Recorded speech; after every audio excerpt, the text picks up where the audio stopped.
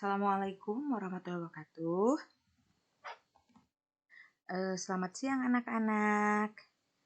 Nah, untuk pertemuan kali ini, Ibu akan membahas tentang teks cerita fantasi.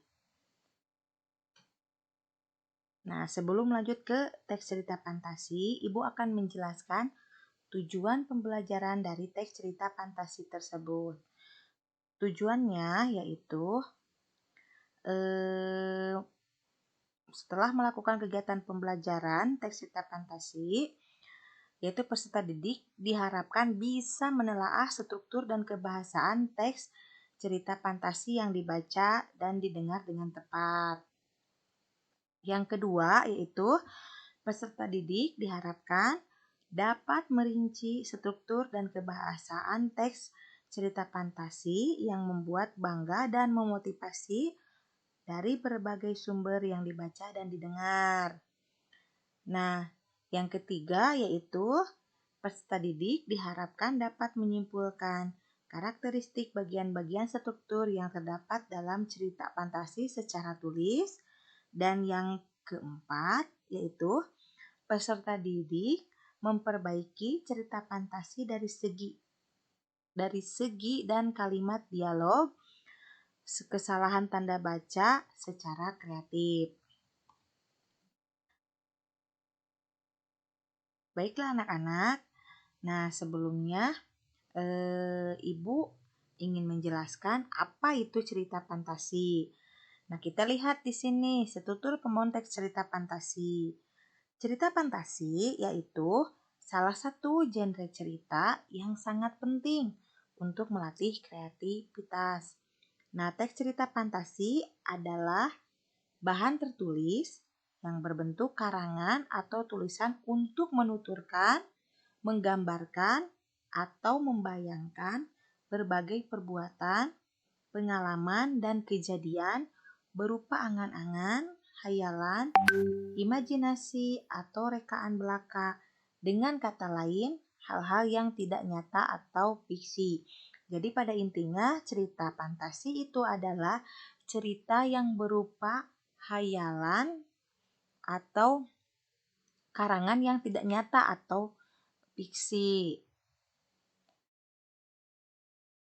Unsur-unsur cerita fantasi di sini ada beberapa. Yang pertama yaitu ada keajaiban, keanehan, dan kemisteriusan.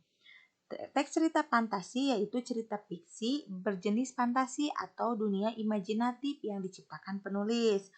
Di dalam teks cerita fantasi diungkapkan hal-hal seperti supranatural, kemisteriusan, dan kegaiban yang tidak ditemui dalam dunia nyata. Jadi, teks cerita fantasi itu ceritanya itu akan mengandung tentang supranatural, kegaiban, kemisteriusan. Intinya cerita-cerita yang tidak bisa kita temui di dunia nyata. Nah, yang kedua itu ide cerita. Ide cerita teks cerita fantasi terbuka terhadap daya hayal penulis. Jadi artinya tidak dibatasi oleh realitas atau kehidupan nyata. Ide cerita ini bisa berupa irisan dunia nyata dan dunia hayal yang diciptakan pengarang. Yang ketiga ini bersifat fiksi. Jadi cerita fantasi itu bersifat fiktif ya atau bukan kejadian nyata. Selanjutnya yaitu menggunakan berbagai latar lintas ruang dan waktu. Peristiwa yang dialami tokoh terjadi pada dua latar, yaitu latar yang masih ada dalam kehidupan sehari-hari dan latar yang tidak ada pada kehidupan sehari-hari. Yang selanjutnya tokohnya unik atau memiliki kesaktian. Tokoh di dalam cerita fantasi itu biasanya diberi watak dan ciri yang unik yang tidak dapat kita temui di dalam kehidupan sehari-hari. Contohnya saja memiliki kesaktian, mengalami peristiwa misterius yang tidak terjadi pada kehidupan sehari-hari.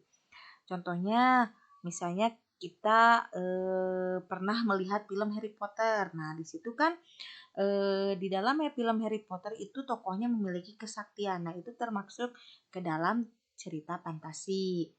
Nah, yang selanjutnya yaitu bahasa.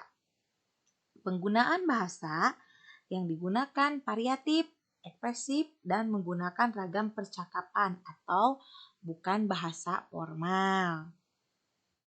Baiklah anak-anak, nah Ibu sekarang akan memutarkan video cerita rakyat yaitu yang berjudul Timun Mas. Silahkan kalian simak video berikut ini.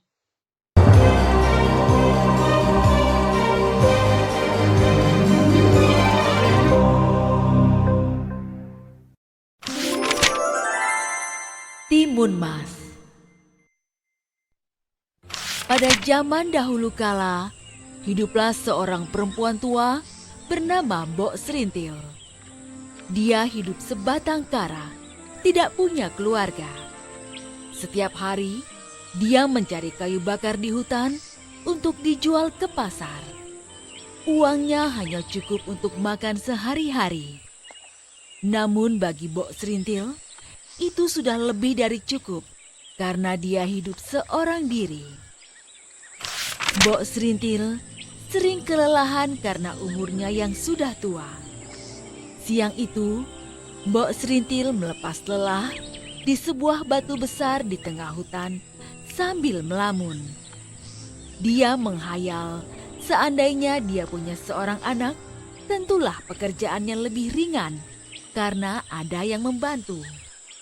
Tapi suami saja tidak punya. Bagaimana dia bisa punya anak? Andaikan aku punya anak. Saat Mbok Serintil asik melamun, tiba-tiba raksasa jelek dan bau muncul di hadapannya. Mbok Serintil ketakutan, sampai-sampai dia tidak bisa berdiri. Seluruh tubuhnya bergetar. Dia berpikir jika ajalnya akan segera tiba. Raksasa berkata dengan suara menggelegar. Oi, perempuan tua, aku lapar sekali. Di mana anakmu? Biar aku makan sekarang. Mbok Serintil menjawab dengan suara gemetar. Anak? Aku tidak punya anak. Raksasa itu mendekatkan wajahnya ke arah Mbok Serintil. Bau mulutnya membuat Mbok Serintil ingin muntah. Kamu jangan bohong. Mbok Serintil menggelengkan kepala. Aku tidak bohong. Kalau kamu mau, makan saja aku. Sang raksasa tertawa terbahak-bahak. Aku tidak mau makan kamu. Kamu sudah tua dan peyot, bagiku pasti tidak enak. Itu pun kalau kamu punya daging. Bisa-bisa gigiku sakit karena menggigit tulang-tulangmu. Kemudian, raksasa itu memberikan sebuah kantong kecil berisi biji timun. Tanamlah biji-biji timun ini. Mereka akan tumbuh dan berbuah. Salah satu buahnya akan berwarna emas. Jika sudah masak, petiklah. Di dalam timun itu akan muncul seorang bayi. Rawatlah dia dan beri makan dengan cukup agar dia tumbuh sehat. Saat dia berumur 6 tahun, aku akan datang dan menagih anak itu. Dia pasti akan menjadi santapan paling enak. Paham? Mbok Serintil menerima kantong itu. Sekarang pergilah. Bentak raksasa itu. Baiklah, aku akan pergi. Suaranya yang keras membuat Mbok Serintil lari terbirit-birit. Sesampainya di rumah, Mbok Serintil melaksanakan perintah raksasa. Dia menanam semua biji timun itu di tegalan miliknya yang kecil. Setiap hari, dia menyiram dan merawat kebun timunnya. Seiring waktu, tanamannya tambah subur dan mulai berbuah. Benar apa yang dikatakan raksasa. Salah satu buah dari tanamannya berwarna emas. Mbok Serintil memberi perhatian khusus kepada timun emas itu. Timun-timun itu semakin hari semakin masak. Timun emas itu pun juga tumbuh besar. Sudah waktunya membelah timun itu. Sudah waktunya buat timun ini aku petik. Mbok Serintil akhirnya memetik timun emas itu dan membelahnya dengan hati-hati. Betapa terkejutnya dia karena mendapati seorang bayi perempuan menangis di sana. Wah, seorang bayi perempuan yang cantik. Mbok Serintil senang sekali dan mendekap bayi itu. Dia menamai bayi itu Timun Mas. Timun Mas tumbuh menjadi anak yang sehat, cekatan, dan terampil. Mbok Serintil tidak henti-hentinya bersyukur karena mempunyai anak berbakti seperti Timun Mas. Sini Mbok, aku bantu. Iya, Timun Mas sayang. Namun, jika dia teringat dengan janjinya dengan raksasa jahat itu, dia menjadi sedih. Karena sebentar lagi, usia Timun Mas hampir 6 tahun. Kekhawatiran Mbok Serintil terbukti. Raksasa datang untuk menagih janji. Untung, saat raksasa datang, Timun Mas sedang pergi ke pasar menjual timun-timun hasil kebun. Mana anakmu, nenek tua? Aku sudah tidak sabar ingin memakannya. Mbok Serintil berusaha menenangkan raksasa itu. Dia berkata padanya, Hai raksasa, Timun Mas masih kecil. Belumlah enak dagingnya.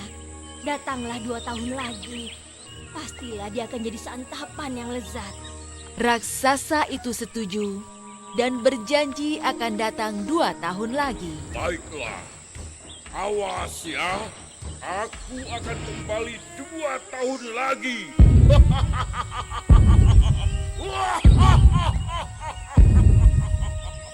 Mbok Serintil terus memikirkan nasib anaknya. Akhirnya, suatu malam dia bermimpi. Dalam mimpinya, ada seorang pertapa yang menyuruh Timun Mas pergi ke atas gunung. Suruhlah Timun Mas menemui saya. Baiklah, akan aku sampaikan kepada anakku Timun Mas. Mbok Serintil mengikuti pesan dalam mimpinya. Dia menceritakan semua pada Timun Mas tentang janjinya dengan raksasa. Mbok Serintil menyuruh Timun Mas pergi ke tempat pertapa itu berada. Timun Mas anakku, hati-hati ya sayang. Terima kasih, Timun Mas pamit dulu ya. Timun Mas yang patuh segera menuruti perintah ibunya. Dia menemukan rumah pertapa itu dan menceritakan semua kepadanya. Sang pertapa lalu memberinya 4 kantong yang hanya boleh dibuka jika Timun Mas dalam keadaan bahaya. Timun Mas, ini kakek bawakan 4 kantong benda untuk menyelamatkanmu dari raksasa jahat itu. Terima kasih, Kek. Timun Mas pamit pulang dulu ya. Timun Mas pulang ke rumahnya. Namun, saat sampai di rumah, alangkah terkejutnya karena sang raksasa sudah menunggu. Mbok Serintil segera berteriak. Raksasa itu sudah datang. Aku takut. Lari Timun Mas, lari selamatkan dirimu. Timun Mas segera berlari. Sang raksasa menjadi marah dan mengejarnya. Timun Mas teringat pesan sang pertapa. Sebaiknya aku buka kantung yang pertama sekarang. Dia membuka kantong pertama yang ternyata isinya adalah biji timun. Gadis cilik cilik itu menebarkan biji itu, dan dalam sekejap muncullah kebun timun yang luas dan berbuah ranum. Perhatian raksasa segera teralih. Dia memakan timun yang segar dan ranum itu sampai lupa kepada timun mas. Namun saat timun habis, raksasa itu teringat akan timun mas dan mengejarnya kembali. Jangan lari, gadis kecil. Jangan lari. Sang raksasa semakin dekat. Timun mas menyebarkan isi kantong tua yang ternyata berisi jarum. Aku sebarkan saja jarum-jarum ini sekarang. Hup! Dan muncullah hutan bambu yang lebat dan runcing. Hah? Apa ini? Au! Ah! Oh! Ah! Au! Timun mas gelisah karena raksasa berhasil menyusulnya. Bagaimana ini? Raksasa itu semakin dekat. Sebaiknya aku buka kantong yang ketiga. Timun mas menyebarkan isi kantong ketiga yang berisi garam. Dalam sekejap, muncullah lautan luas. Sang raksasa berusaha berenang dengan cepat. Kaki-kakinya yang terkena bambu terasa perih. Tapi itu tidak menyurutkan tekadnya mengejar timun mas. Hei, jangan lari, timun mas! Hei! Hanya tinggal satu kantong terakhir. Dan sang raksasa baru saja keluar dari laut. Dalam hati timun mas, dia menangis dan memohon pada Tuhan untuk melindunginya. Ya Tuhan, tolong lindungi aku. Dia pun menaburkan isi kantong terakhir yang berisi terasi. Dalam sekejap, muncul lautan lumpur ganas. Sang raksasa yang sudah sangat marah tidak menyadari bahayanya. Dia terjun ke dalam laut lumpur ganas dan segera tenggelam. Ya Tuhan, terima kasih telah menyelamatkan aku dari raksasa jahat itu. Timun mas kembali ke rumah dan Bok Serintil menyambutnya dengan tangisan bahagia. Mereka pun hidup bahagia berdua sebagai ibu dan anak yang saling mengasihi.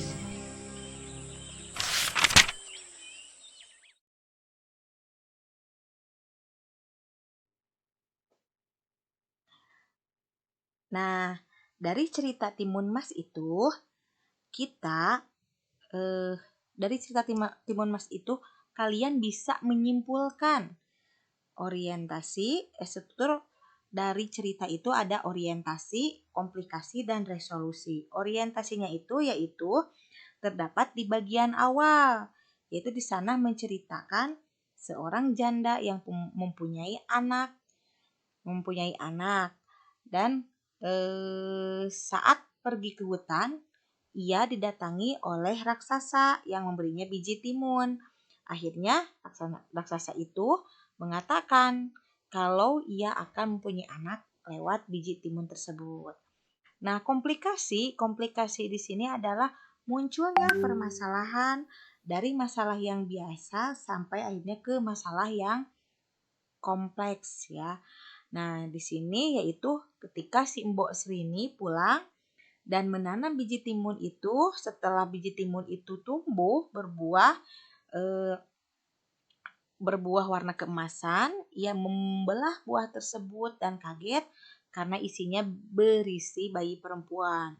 Setelah bayi perempuannya beranjak dewasa, si raksasanya itu menagih janji Mbok Srinil dan meminta kembali si timun emas. Timun emas dipinta kembali oleh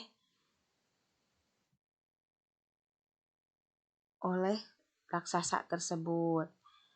Nah, Mbok Srinil di sini dia galau, dia lalu menemui petapa sakti, dan si petapa sakti itu memberikan 4 bungkusan kecil. Yang pertama berisi biji timun, yang kedua berisi jarum, garam, dan terasi. Nah, pada hari yang ditentukan, Mbok Srinil itu meminta Timun Mas untuk pergi. Lalu raksasa itu mengetahui niat si Mbok Srinil, lalu dia mengejar Timun Mas. Ketika dikejar, Timun Mas mengeluarkan bungkusan pertama, yaitu bungkusan berisi biji timun. Dan masih lolos si raksasanya. Lalu si Timun Mas mengeluarkan jarum. Terus setelah jarum mengeluarkan bungkusan yang berisi garam, dan yang terakhir Timun Mas melempar bungkusan terakhir yang berisi terasi. Dan akhirnya berubahlah sekelilingnya menjadi lautan lumpur yang mendidih. Dan raksasa pun tercebur dan tewas. Nah, resolusi itu adalah penyelesaiannya dari cerita itu, yaitu Timun Mas selamat dari kejaran raksasa. Lalu ia menemui ibunya Mbok Srinil dan mereka akhirnya hidup bahagia. Itu adalah orientasi. Nah, jadi di sini struktur cerita fantasi itu ada orientasi, ada komplikasi, dan ada resolusi. Jadi kalau orientasi itu adalah tahap pengenalan dalam cerita. Jadi dimulai dari tema, tokoh, dan alur. Kalau komplikasi itu yaitu berisi konflik yang sedang dihadapi oleh karakter atau oleh tokoh. Konflik ini biasanya muncul menjadi inti dari jalannya cerita. Jadi komplikasi ini dari permasalahan yang biasa sampai permasalahan yang struktur teks cerita yang selanjutnya yaitu adalah resolusi. Nah, resolusi dalam tahapan ini biasanya permasalahan itu mulai mereda sehingga pembaca itu akan bertanya-tanya apakah bagaimana nasib si akhir dari cerita ini, si tokoh dari cerita ini. Nah, ini jadi di dalam resolusi ini biasanya mulai menemukan jalan keluarnya. Yang keempat yaitu koda. Koda itu adalah akhirnya. Koda yaitu merupakan bagian akhir dari teks cerita fantasi.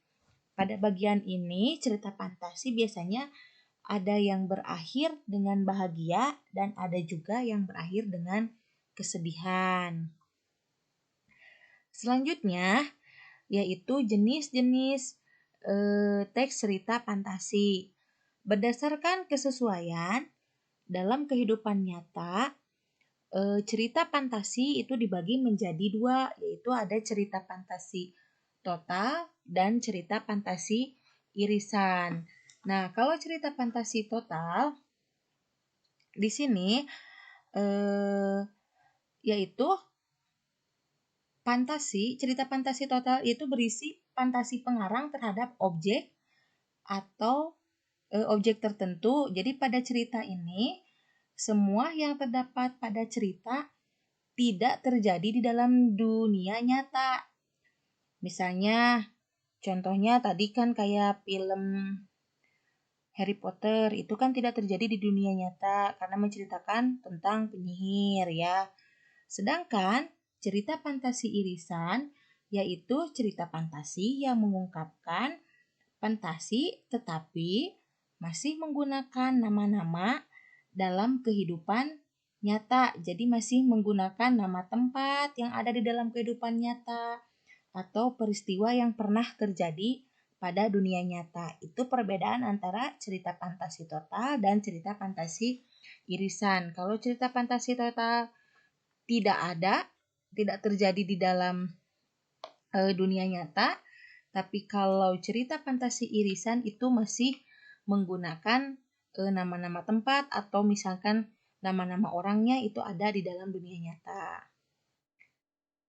Berdasarkan latarnya, ini cerita fantasi itu dibagi menjadi 2, yaitu ada cerita fantasi sejaman, dan ada juga cerita fantasi lintas waktu. Cerita fantasi latar sejaman, yaitu latar yang digunakannya itu hanya menggunakan satu masa atau fantasi masa kini, atau misalnya fantasi masa lampau, atau fantasi masa yang akan datang, atau disebut juga futuristik. Jadi latarnya itu hanya menggunakan satu. Kalau misalnya latar sekarang, hanya sekarang, lampau, atau yang akan datang. Nah, itu adalah fantasi sejaman. Kalau cerita fantasi lintas waktu, berarti cerita fantasi itu menggunakan dua latar waktu yang berbeda. Misalnya, menggunakan latar masa kini dengan zaman prasejarah, atau ada juga menggunakan latar masa kini dan masa yang akan datang. Nah, itu adalah cerita fantasi lintas waktu. Sekian materi pembahasan tentang cerita fantasi. Wabillahi taufiq walhidayah. Wassalamualaikum warahmatullahi wabarakatuh.